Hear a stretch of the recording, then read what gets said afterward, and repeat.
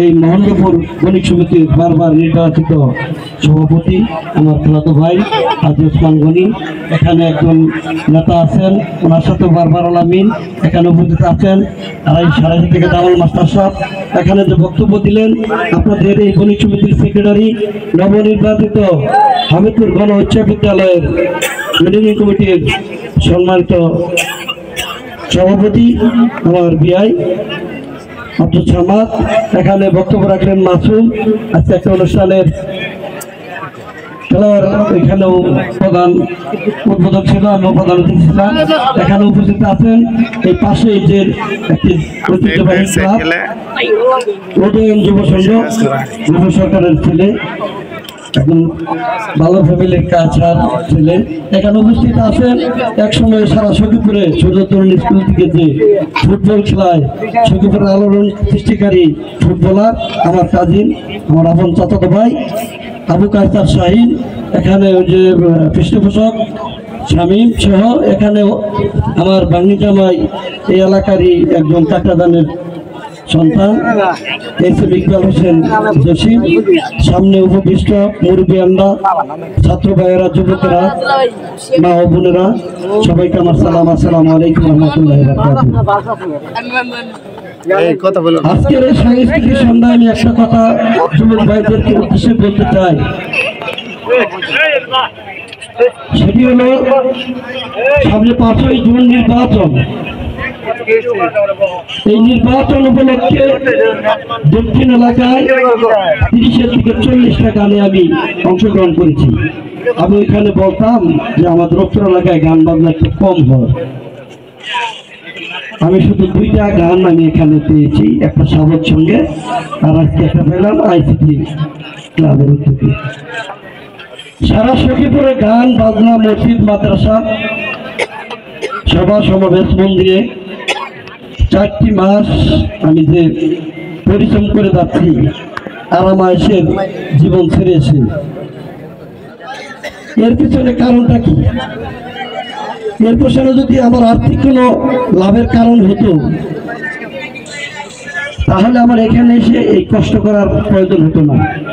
আমি অর্থ তো ব্যবসা করেই বানাইতে পারি, তাই কিনা যুবক ভাইয়েরা? একটা মাত্র কারণ, দেশ স্বাধীনের পরে আমাদের এই ইউনিয়নে অনেক লোক নির্বাচন করেছে, বড় ধরনের সাকসেস হতে পারে না। যদি আজকে ধানের শীষ থাকতো, নৌকা থাকতো, আমাকে 10 কোটি টাকা দিল, আমি নির্বাচন করতাম না।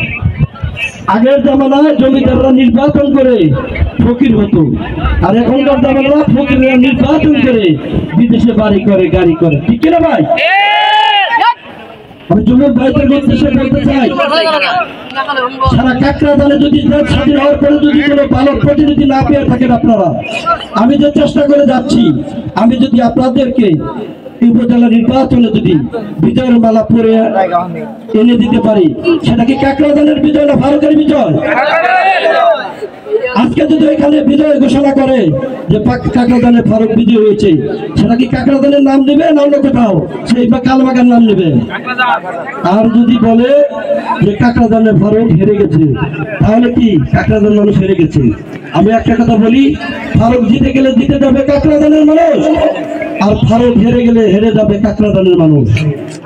সব জায়গায় যখন নির্বাচনে আমি প্রচারণা করি, আমার বন্ধু বান্ধব ক্লাব সব জায়গায় যখন বসি, প্রোগ্রাম সেক্রেটারি এক কথায় বলে 33,000 ভোট কাকরাদানে, সব ইউনিয়ন ভাগ হয়েছে। কাকরাদান কি ভাগ হয়েছে?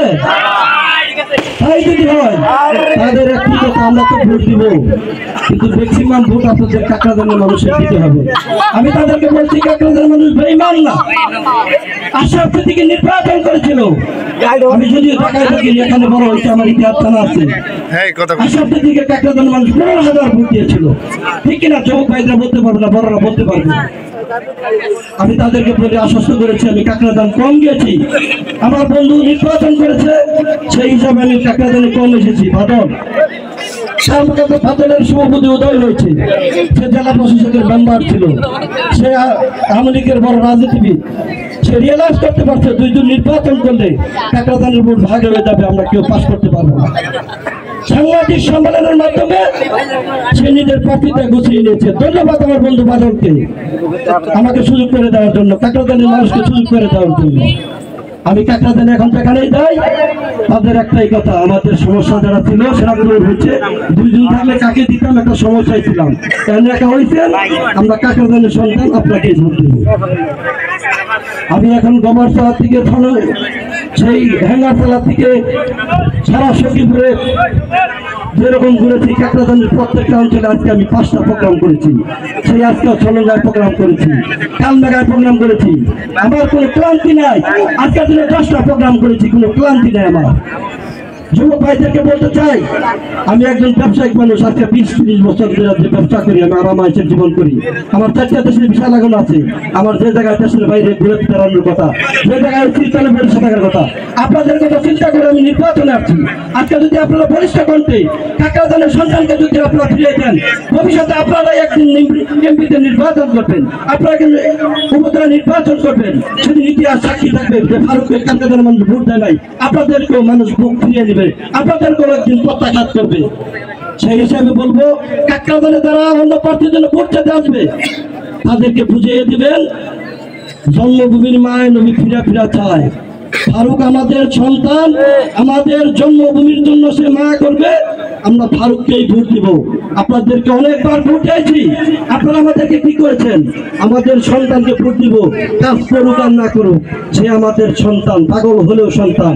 তাই বলবো কাকরাদানের মানুষকে, যারা আজকে অন্য প্রার্থীদেরকে নিয়ে আপনারা ঘুরেন, আপনাদের কাছে আমি বিচার দিয়ে গেলাম, তারা যদি কাকরাদানের এলাকার মহব্বত করে তাহলে এটা করতে পারে না। আমি অনেক জায়গায় দান করেছি। আমি হ্যাঙ্গারতলা ঘাটালে একটা রানা এমপির সাথে প্রোগ্রামে গেছিলাম। আমির হামদা এসেছিল লক্ষ লক্ষ লোকের মধ্যে। সেখানে একটা মাদ্রাসায় মালয়েশিয়া থেকে কথা দিয়েছিলাম যে আপনার মাদ্রাসায় আমি যখন প্রোগ্রাম করবেন যাবো আমির হামদা। সে মালয়েশিয়ার ব্যবসায়ী। সেখানে থেকে আসার পথে ইন্দিরাদানিতে আমি আসলাম, নামাজ পড়লাম। সবচেয়ে ধরে বললো চেয়ারম্যানের সমাপ্ত কাজ মাঠে মিনার করবে। আমি বললাম কত টাকা লাগবে? 4 লক্ষ টাকা। শামসু চেয়ারম্যানের সাথে আমার বাবা মেম্বারি করেছে। আমার বাবা অনেক সম্পদ নষ্ট করেছে, নানা বইলা সখীপুরে অনেক আড্ডা দিয়া কাজ করাইতো, আর আমার বাবা জমি বিক্রি করতো। আমি বললাম চেয়ারম্যান সাহেব 4বার চেয়ারম্যান হয়েছে, ওনার অসম্মত কাজ দেখে অসম্মত থাকবে কেন? আমি আপনাদের কাজ করে দেবো।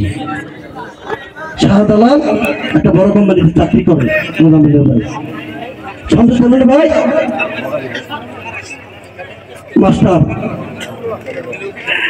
তাদেরকে বলে আমাকে 3 তারিখে একটা ডেট দিল। তার আগে আমি 50,000 টাকা দিয়ে পাঠিয়ে দিলাম না, তোমরা ইট বালু আনো। ভাই ওরা শুনছি যে 10-12 গ্রামের ঈদগাহ মাঠ, আমি দান করা মাঠে মাঠ বানিয়ে দিচ্ছি। সামিয়ানা মানে যে আমার বন্ধু মিটন চেয়ারম্যান ছিল। আমি অনেক জায়গায় অনেক কিছু করে থাকি, আগে আমি বলি নাই কোনোদিন। আমি একটা কথা বলি, কাকরাদানের ওই ইন্দ্রাদানির মানুষ ওই প্রোগ্রাম করে নেই, আমার 4 লক্ষ টাকা দেয় নাই।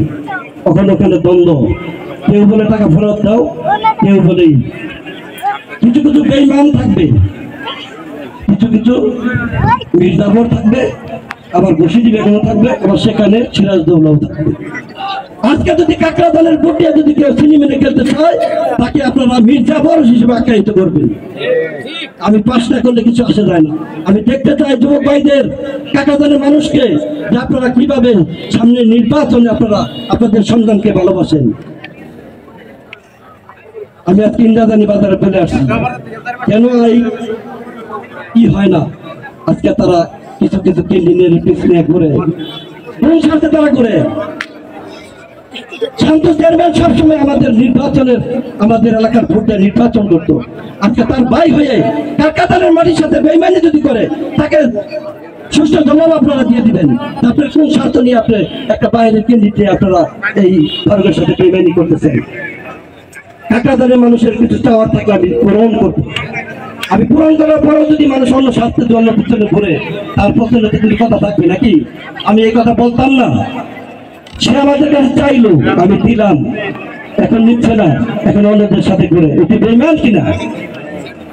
আমি বলতে এই জন্যই বললাম, এরকম বেইমান নির্বাচনের সামনে অনেক লোক ধোকা দেওয়ার জন্য আসবো।